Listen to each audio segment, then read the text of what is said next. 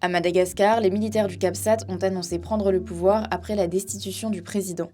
On va prendre le pouvoir à partir d'aujourd'hui. On dissout à partir d'aujourd'hui le Sénat, le HCC, la HCJ, l'Assemblée nationale. On la laisse travailler, continuer à travailler. Dans la matinée, le président Radziwiłł avait lui annoncé la dissolution de l'Assemblée nationale. La veille, il avait pris la parole sur la page Facebook de la présidence après avoir quitté le pays dimanche 12 octobre. No zany dia tsy maintsy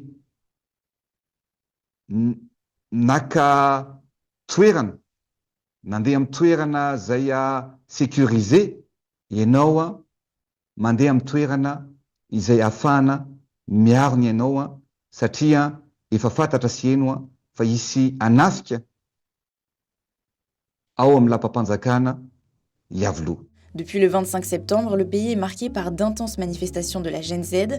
La population réclame des droits élémentaires comme l'accès à l'eau, l'électricité ou encore l'éducation, jusqu'à des revendications politiques appelant à la démission du président Radziwiłł et à la fin du régime actuel. D'après la radio française RFI, Andry Radziwiłł a été exfiltré par un avion militaire français après un accord avec le président français.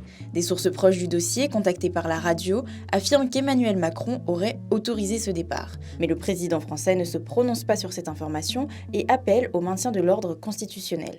Non, je confirme rien aujourd'hui. J'ai deux messages. Je pense qu'il est très important que l'ordre constitutionnel, la continuité institutionnelle soit préservée à Madagascar, parce qu'il en va de la stabilité du pays et des intérêts de la population aussi, pour que la communauté internationale puisse continuer d'aider.